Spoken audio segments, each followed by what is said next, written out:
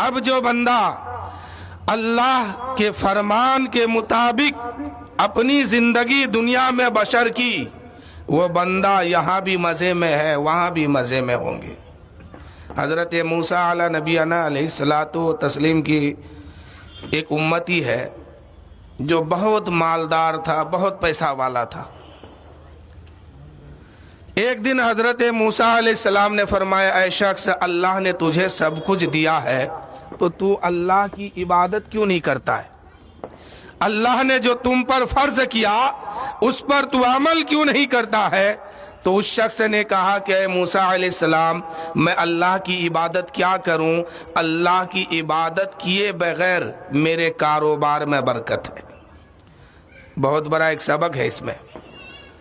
اس نے جواب دیا، اے موسیٰ علیہ السلام، ہم اللہ کی عبادت کیا کریں بغیر عبادت کیے؟ اللہ نے میری دولت میں برکت دیا ہے، میرے گھر میں برکت ہے، میری اولادوں میں برکت ہے، کاروبار میں برکت ہے۔ اس بات کو لے کر کے حضرت موسیٰ علیہ السلام کوہ طور پر چلے گئے اللہ سے ہم کلام کرنے کے لیے، اور جا کے عرض کی، ہے پاک پروردگار، میری ایک امتی ہے، تیرا ایک بندہ ہے جس کو تو نے بہت مال و دولت دے کے رکھا ہے۔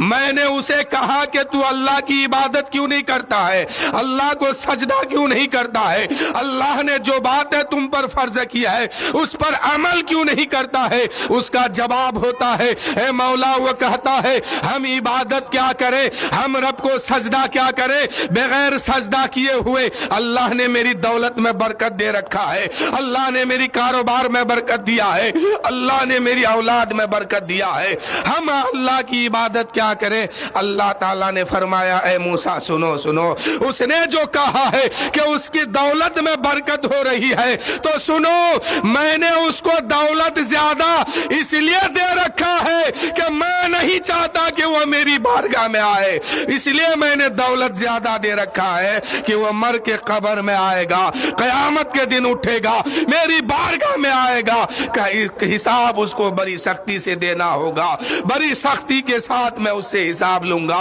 اے موسیٰ، اس نے جو کہا ہے کہ مال و دولت میں برکت ہوتی ہے تو سنو، اس کے مال و دولت میں برکت نہیں ہے، بلکہ اس کی مال و دولت میں برکت نہیں، کثرت کر دیا ہوں۔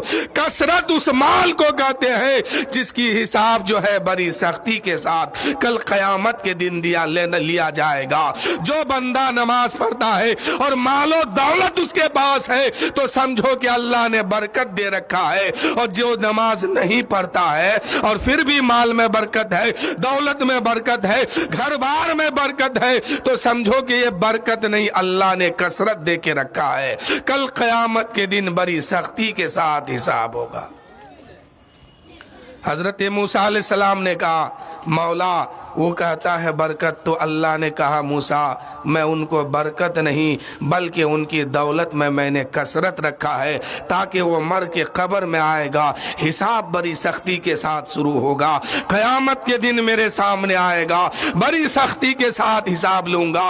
اے میرے دوستو، ذرا ہم سب اپنے اندر غور کریں کہ نماز ہم سب کے پاس ہے کہ نہیں ہے، سجدہ ہم سب کے پاس ہے کہ نہیں ہے، اس لیے کہ جب ہم دنیا چھوڑ کے جائیں گے کوئی ہمارا کام نہیں آئے گا، کام آنے والی کوئی چیز ہے وہ آپ کا عمل ہے، آپ کا اخلاق ہے، آپ نے دنیا میں آ کے کتنی نیکی کمایا ہے، یہی نیکی وہاں کام آنے والی ہے۔ اگر یوں ہی ایسو عشرت میں زندگی گزر گئی تو کل قیامت کے دن بہت رونا ہوگا، اس دن رونے سے کیا فائدہ، جو کرنا ہے یہی کر لیجئے، اس دن رونے سے کوئی فائدہ نہیں ہوگا۔ رونا ہے تو اللہ کی بارگاہ میں آج روئیے، اللہ کو آج منا لیجئے، آج زندہ ہے آپ تو اللہ نے یہ توفیق دیا ہے کہ میلاد سننے آئے ہیں، جو نماز نہیں پڑھتے ہیں آج ہی سے اللہ کی بارگاہ میں وعدہ کر لیجئے کہ اے مالک و مولا، اب تک تو ہم بے نمازی تھے، تو نماز کی مجھے توفیق عطا فرما دے۔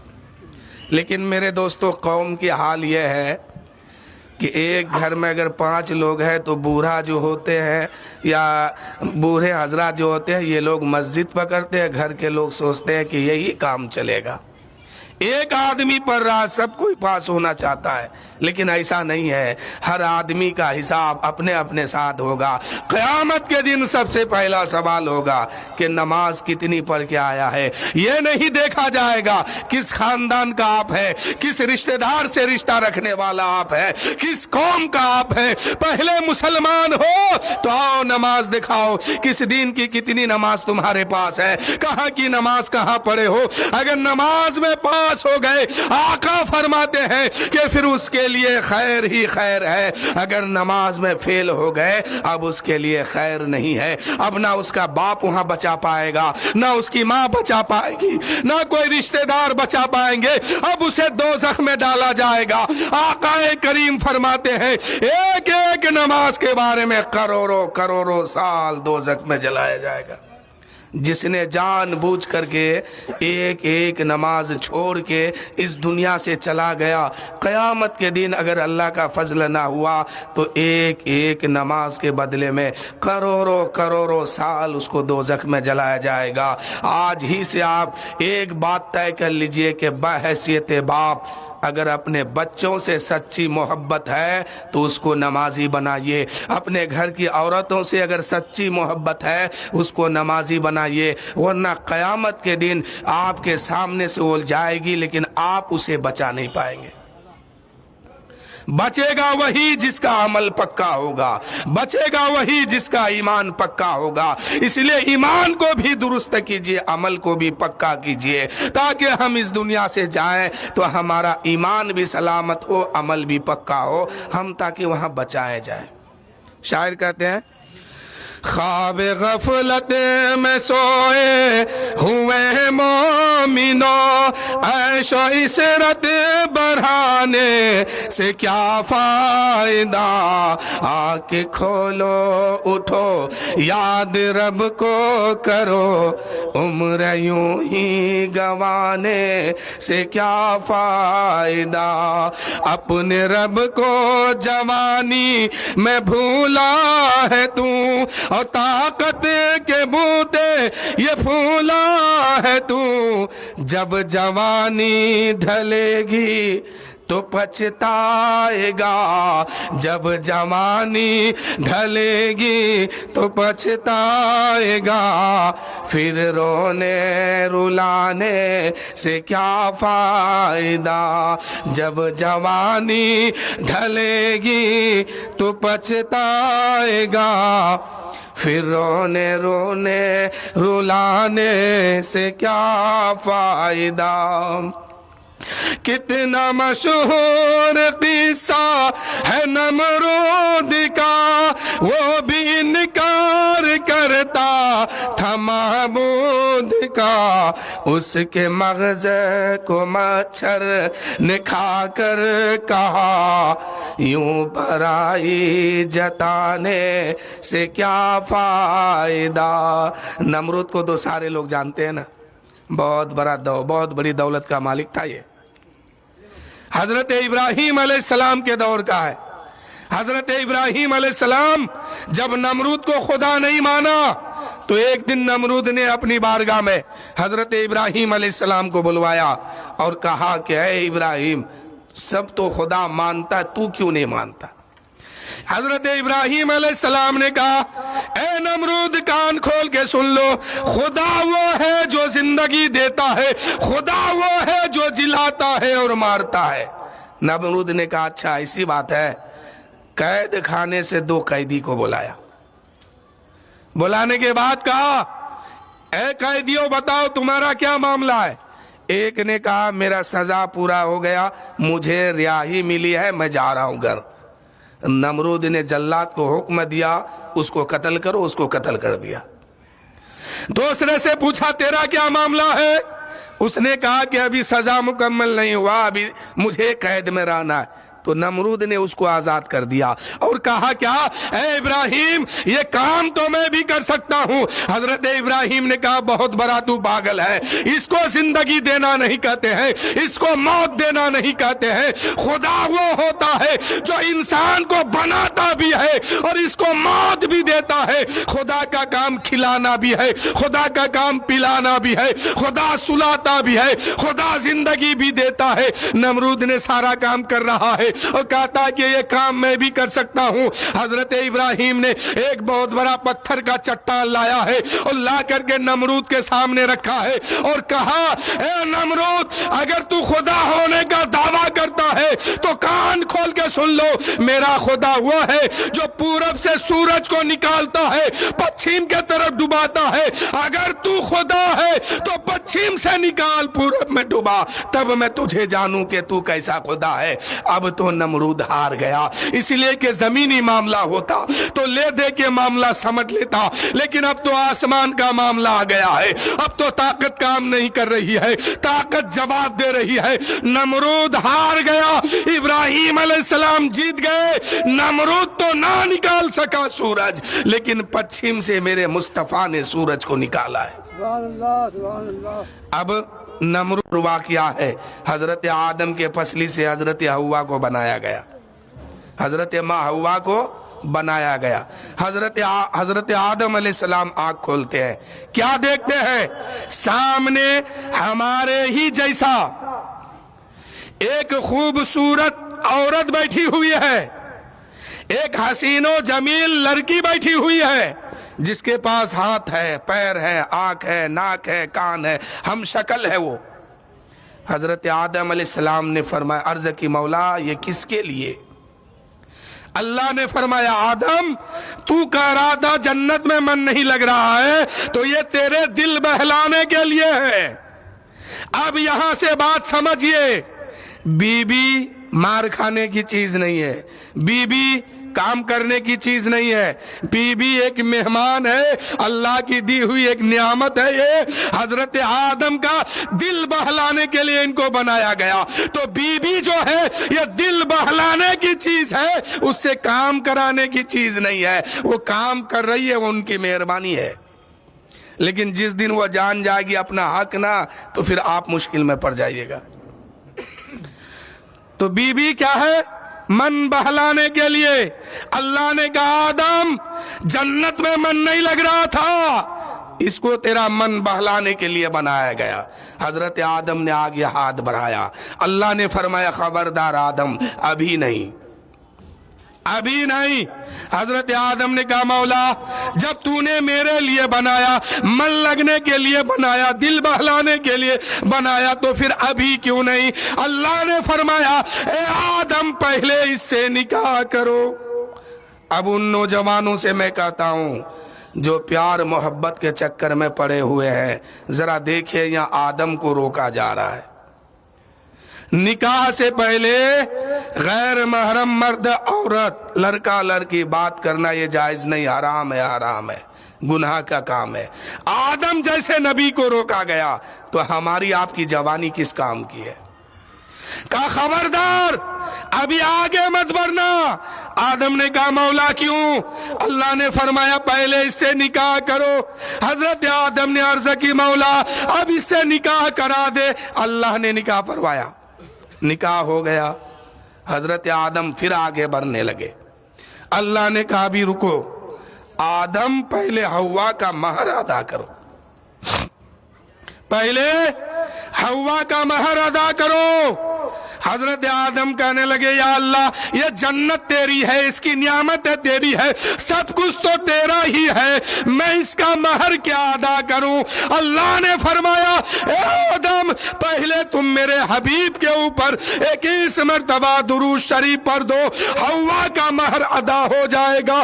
اس لیے ہم ہر وقت درود و سلام پڑھتے رہتے ہیں, اس لیے کہ ماں حوا اور آدم علیہ السلام کی یہ سنت ہے درود و سلام सलाम पढ़ना, इसलिए हम सुन्नत पर अदा कर अमल करते हैं। इसलिए मेरे दोस्तों, आदम का महर, आदम का जो महर अदा करने का हुक्म जो मिला है, पहले नबी पर दुरूद व सलाम पढ़ने का मिला है। तो सबसे पहले मेरे नबी पर दुरूद व सलाम किसने पढ़ा? हजरत आदम अलैहिस्सलाम ने पढ़ा है। यह आदम की सुन्नत है नबी पर सलाम पढ़ना, यह आदम की सुन्नत है नबी पर दुरूद व सलाम पढ़ना। पता क्या चला? हलाली साबित होने के लिए दुरूद शरीफ हर हाल में पढ़ना ही जरूरी है। कहिए सल्लल्लाहु अलैहि वसल्लम। आदम का महर, हव्वा का महर आदम ने जो अदा की, वो क्या किया? पहले मुस्तफा जाने रहमत पर दुरूद व सलाम पढ़ा। इसलिए हम लोग या नबी सलाम अलैका पढ़ते हैं, कभी दुरूद शरीफ पढ़ते हैं अल्लाहुम्मा सल्ली अला, कभी पढ़ते हैं अल्लाहु रब्बु मुहम्मदिन, कभी पढ़ते हैं सल्लल्लाहु अला नबील उम्मी, कभी पढ़ते हैं बलगल उलाबे कमाले ही। जिसको जो जो दुरूद याद है पढ़ते रहते हैं। क्यों? हजरत आदम अलैहिस्सलाम की यह सुन्नत है। पढ़ लिए, महर अदा हो गया। अब जो है अल्लाह ने कहा आदम व हव्वा जन्नत में रहो, फला दरख्त के पास मत जाना।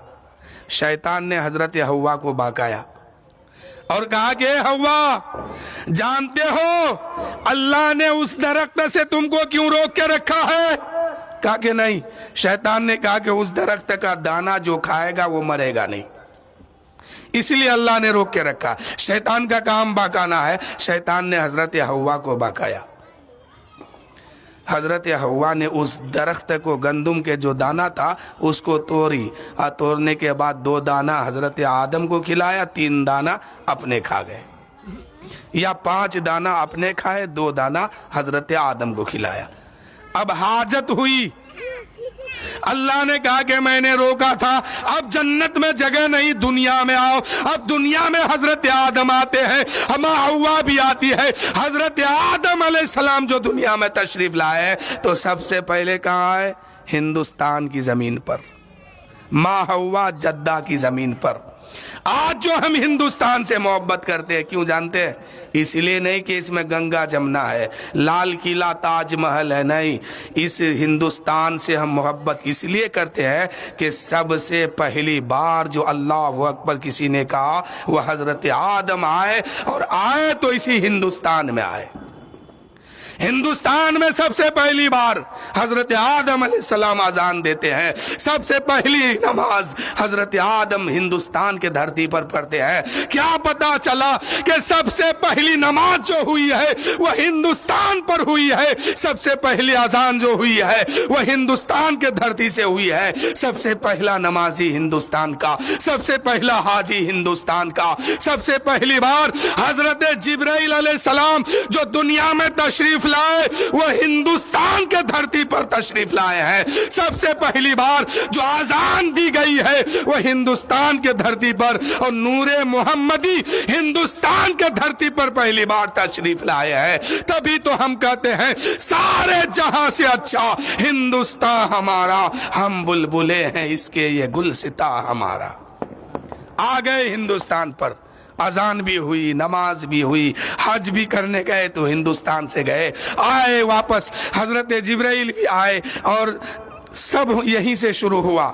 कुछ दिन के बाद हजरत आदम के दिल में ख्याल आया कि जन्नत में मैं तो अकेले नहीं था, मेरी बीवी भी तो थी, वो कहाँ है?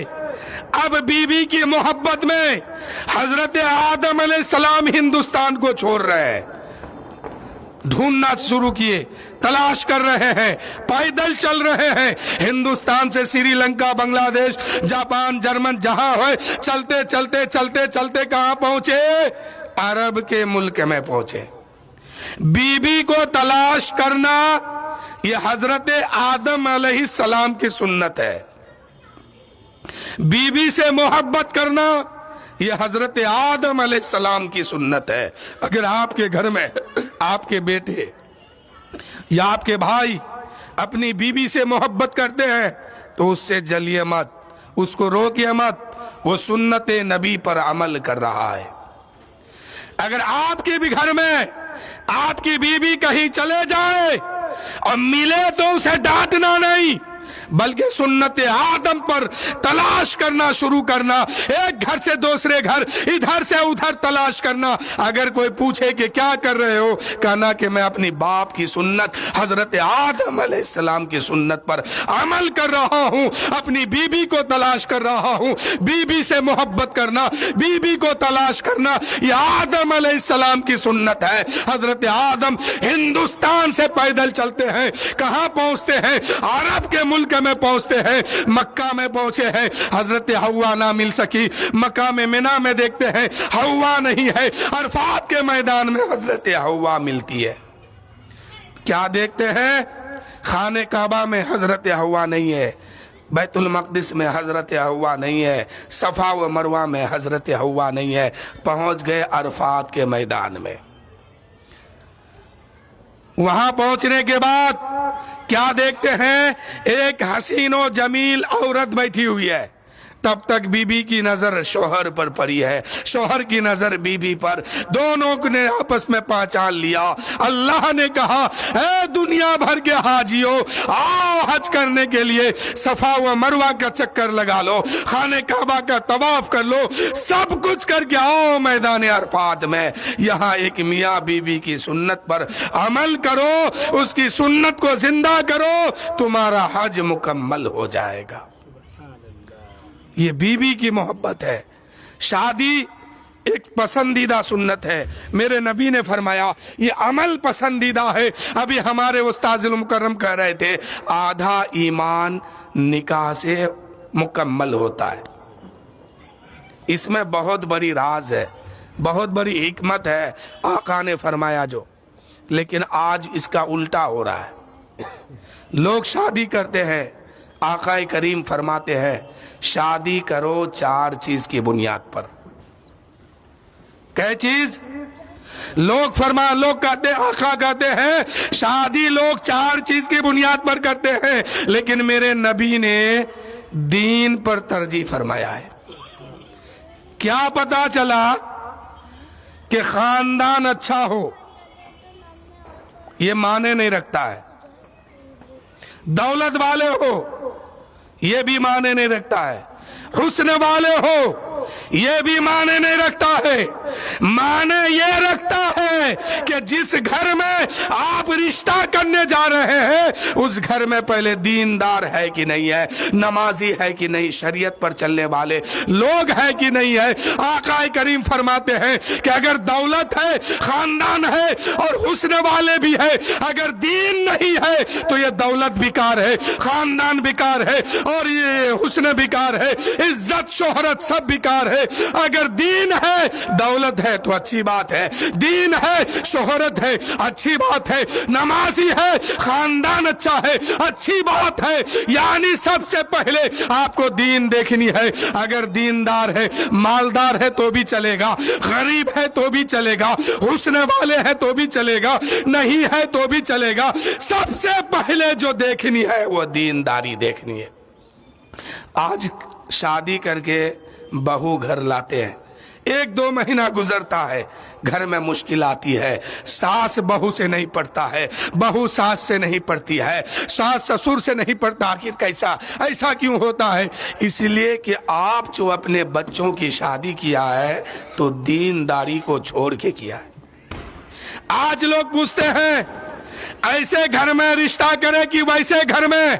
मैं कहता हूं आप ऐसे वैसे को छोड़ो, पहले ये देखो कि जिस घर में हम रिश्ता करने जाते हैं उस घर के नौजवान नमाजी है कि नहीं है, उस घर की लड़की नमाजी है कि नहीं है, कनीज़े फातिमा बन के अपनी जिंदगी गुजार रही है कि नहीं। अगर ऐसी लड़की मिले जो फातिमा की सीरत पर चलने वाली हो, फातिमा की जिंदगी पर अमल करने वाली हो, शौक से उस घर में रिश्ता करो।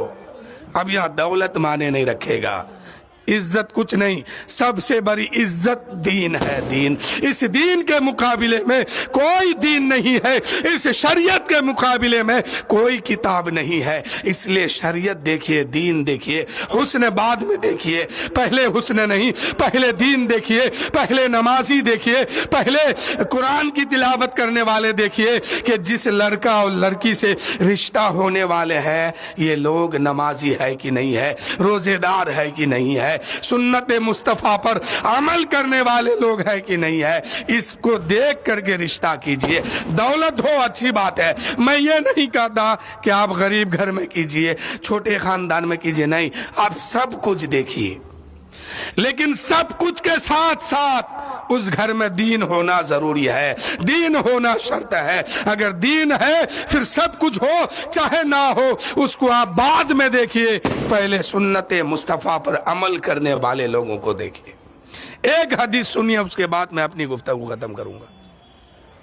ایک بار نبی کریم صلی اللہ علیہ وآلہ وسلم ایک غریب صحابی سے بات کر رہے تھے کہ اے صحابی ادھر آؤ، بہت غریب تھے وہ۔ میرے آقا نے فرمایا اے صحابی بتا زندگی کیسے کٹ رہی ہے، وقت کیسے گزر رہا ہے۔ ادھر بات کر ہی رہے تھے کہ آقا کی بارگاہ میں اچانک جبرائیل امین آ گئے اور کہنے لگے یا رسول اللہ، جس صحابی سے آپ بات کر رہے ہیں پیاری پیاری محبت بھری انداز میں، یہ صحابی تو کل تک کا مہمان ہے، کل ظہر کے وقت یہ ختم ہو جائے گا۔ اللہ اکبر۔ جب میرے نبی نے یہ سنا، جبرائیل چلے گئے، لوح محفوظ دیکھ کے آئے تھے، بتائے چلے گئے۔ میرے نبی نے سنا، آنکھ میں آنسو کا قطرہ جاری ہو گیا۔ میرے نبی اسے بتاتے نہیں ہیں لیکن رونا شروع کر دیتے ہیں، آنکھ مبارک سے آنسو کا قطرہ گرتا ہے، اور میرے نبی نے فرمایا اے صحابی کوئی حسرت ہے تو بتاؤ، کوئی حسرت ہے تو بتاؤ۔ اس صحابی نے کہا یا رسول اللہ، کیا غریبوں سے آپ حسرت پوچھتے ہیں؟ غریبوں کی حسرت تو ہر دن حسرت ہی میں گزر رہی ہے، بے شمار حسرتیں ہیں، ایک ایک حسرت پر ہزار جان قربان میرے آقا۔ اب تک تو جب سے آنکھ کھولی ہے اب تک جو ہے غربت والی زندگی ہے، حسرت ہی پر زندگی کٹ رہی ہے۔ میرے نبی نے فرمایا کوئی بڑی حسرت ہو تو بتاؤ، پوری کی جائے گی۔ اس نے کہا یا رسول اللہ، جب پوچھتے ہیں تو بتا دیتا ہوں، بڑی حسرت یہ ہے کہ زندگی بھر میں نے میٹھا نہیں کھایا، ہر دن میٹھا کھانے کو دل کرتا ہے لیکن آج تک نصیب نہیں ہوا میٹھا کھانا۔ میرے آقا کی آنکھ مبارک سے آنسو جاری ہے۔ میرے نبی فرماتے ہیں اور کوئی حسرت؟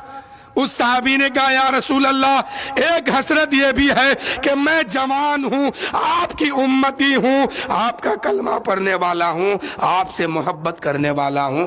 حسرت یہ ہے ایک نیک بیوی ہوتی۔ دیکھیے اس وقت کے لوگوں کا حال، صحابی کا معاملہ دیکھیے، نیک بیوی ہوتی، مدینے والے سوئے رہتے اور میں اور میری بیوی اٹھ کر کے آنسو بہاتے روتے اور اللہ کو مناتے، آپ پر درود و سلام پڑھتے۔ یہ حسرت ہے میرے آقا۔ میرے نبی نے فرمایا اے صحابی، کیا تمہاری نظر میں کوئی ایسی لڑکی ہے جو پرہیزگار ہو، متقی ہو؟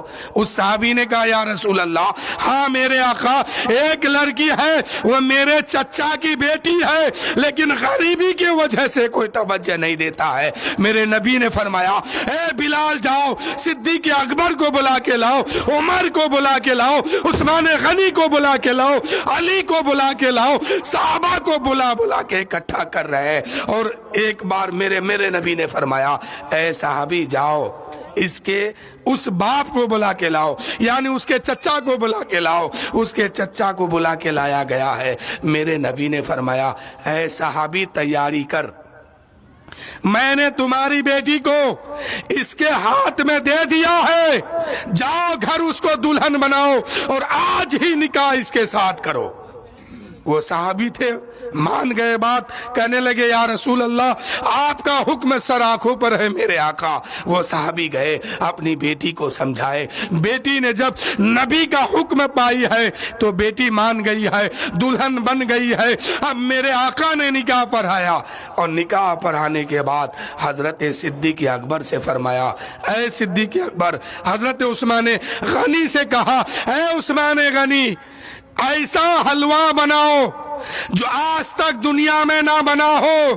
حضرت عمر، حضرت عثمان غنی جو ہے بہترین حلوہ بناتے ہیں، ایسا حلوہ بنتا ہے کہ آج تک دنیا میں حلوہ بنا ہی نہیں تھا۔ ایسا حلوہ اور روٹی بنا کر حضور کی بارگاہ میں پیش کیے۔ ایک صحابی کا گھر خالی تھا، میرے نبی نے فرمایا اے صحابی تم اپنا خالی مکان جو ہے اس کو دے دو۔ دے دیا گیا۔ اب میرے نبی نے فرمایا اے لوگو، اے صحابیوں، جاؤ ان کو اس کا کمرہ دکھا دو، گھر دکھا دو۔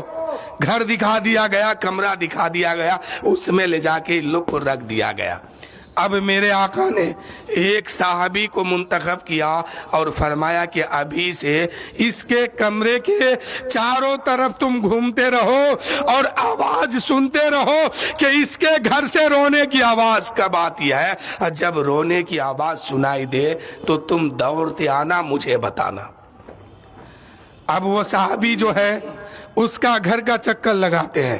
رات گزر گئی، رونے کی آواز نہیں آئی۔ صبح ہوئی، رونے کی آواز نہیں آئی۔ دوپہر گزر رہا ہے، رونے کی آواز نہیں آتی ہے۔ عصر کا وقت ہوتا ہے، رونے کی آواز نہیں آئی۔ وہ صحابی واپس آتے ہیں، اللہ کے رسول فرماتے ہیں اے میرے غلاموں بتاؤ کیا خبر لائے ہو؟ وہ صحابی کہتے ہیں یا رسول اللہ اس کے گھر سے اب تک رونے کی آواز نہیں آئی ہے۔ وہ گھر مسکرا رہے ہیں، وہ گھر کے اندر مسکرا رہے ہیں، دولہا بھی ہنس رہا ہے، دلہن بھی ہنس رہی ہے۔ میرے نبی نے اپنا سر سجدے میں رکھا، اللہ کی بارگاہ میں کہتے ہیں مولا جبرائیل کل آئے تھے اور انہوں نے کہا کہ یا رسول اللہ یہ شخص کل انتقال ہوگا، لیکن دن تو گزر گیا، رات بھی گزر گئی، آخر معاملہ کیا ہے؟ اللہ کی بارگاہ سے آواز آتی ہے میرے محبوب میرے عزت و جلال کی قسم، جبرائیل نے جو کہا وہ بالکل سچ کہا۔ آپ نے جس کو دولہا بنایا، آپ نے جس کو دلہن بنایا، ان دونوں کے بارے میں جو کہا یہ معاملہ بالکل سچ ہے، یہ معاملہ بالکل صحیح ہے۔ لیکن یہ دولہا دلہن کو آپ نے جو حلوہ اور روٹی دیا تھا، یہ لوگ عشاء کی نماز کے بعد دسترخوان لگا کر حلوہ اور روٹی توڑ کے منہ کے قریب لے کے گئے تھے لقمہ، کہ اس کے دروازے پر ایک فقیر آیا اور کہا کہ میں 3 دن سے بھوکا ہوں، اگر کچھ کھانے کا ہے مجھے دے دو۔ اے میرے حبیب یہ جو زندگی بھر حلوہ نہیں کھایا تھا، پسندیدہ کھانا اٹھا کر کے اس فقیر کو دے دیا، اور وہ فقیر اس کو کھا کر کے میری بارگاہ میں ہاتھ اٹھایا اور کہا کہ مولا اس کی گھر میں رحمت عطا فرما، اس کے گھر میں برکت عطا فرما، مولا ان دونوں جوڑیوں کو سلامت رکھنا، ان کو نیک اولاد عطا فرما۔ اے میرے حبیب ان لوگوں نے جب دعا کی، میں نے اس کی دعا کو قبول کیا، اور اس کے صدقے میں اور جس کھانے کو آپ نے دیا تھا اور زندگی بھر اس نے نہیں کھایا تھا، پسندیدہ حلوہ اس نے غریبوں میں تقسیم کیا، غریبوں میں صدقہ کیا۔ اس کے وجہ سے میں نے اس کی تقدیر کو بدل دیا ہے اور اس کی زندگی کو بڑھا دیا ہے۔ بتانے کا مقصد یہ ہے آپ کے گھر میں کوئی دولہا ہو کوئی دلہن ہو، جب رشتہ طے کر لیتے ہیں اور دولہا دلہن واپس گھر لاتے ہیں، گھر میں آتے ہی اس کے نام سے صدقہ کرو، اس کے نام سے صدقہ کرو۔ اللہ आने वाले बलाओं को टाल देगा। अल्लाह उस बलाओं से सदके की बरकत से अल्लाह उस घर में रहमत नाजिल फरमाएगा। इसलिए मेरे दोस्तों, मोहम्मद अली साहब अपने लड़के की शादी करने के लिए परसों जाएंगे। ए मेरे भाइयों, एक बात गौर से सुनो, चाहे वो किसी का बेटा हो, आप अपने बच्चों की शादी कराइए, दूल्हा दुल्हन दोनों को जब वापस लेके घर आइए, दाखिल होते ही कुछ सदका कर दीजिए, ताकि अल्लाह ताला उसकी बरकत से इन दोनों जोड़ियों में बरकत अता फरमाएगा और इनकी नस्ल को नेकों के तरफ अता फरमा देगा। मेरे दोस्तों, ये निकाह करना सुन्नत है और पसंदीदा सुन्नत है। यह ऐसा निकाह है कि अगर सुन्नत के मुताबिक आप करेंगे तो आधा ईमान भी सेव हो जाएगा, आधा ईमान भी मुकम्मल होगा और अल्लाह इसकी बरकत से आपके आने वाले मुसीबत को भी दूर फरमाएगा। और निकाह के लिए आप जब जाते हैं ना, वहाँ नमाजियों को साथ में रखिए, मुत्तकियों को साथ में रखिए, ईमान वालों को साथ में रखिए। और काजी खा जब निकाह पढ़ा करके अल्लाह की बारगाह में हाथ उठाएंगे और कहेंगे कि मौला, इसने तेरे हबीब की सुन्नत पर अमल करके निकाह किया है, मौला इसकी नस्ल में नेक औलाद अता फरमा।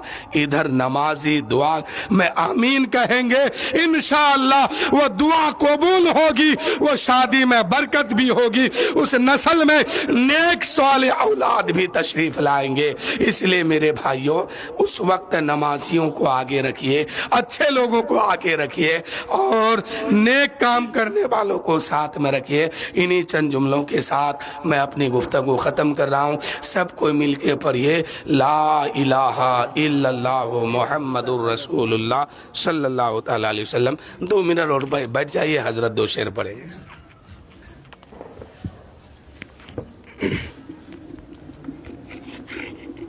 अस्सलामु अलैकुम। आइए हमारा मिलकर एक मरतबा दुरूद शरीफ पढ़ लिया जाए। बाज बुलंद, अल्लाहुम्मा सल्ली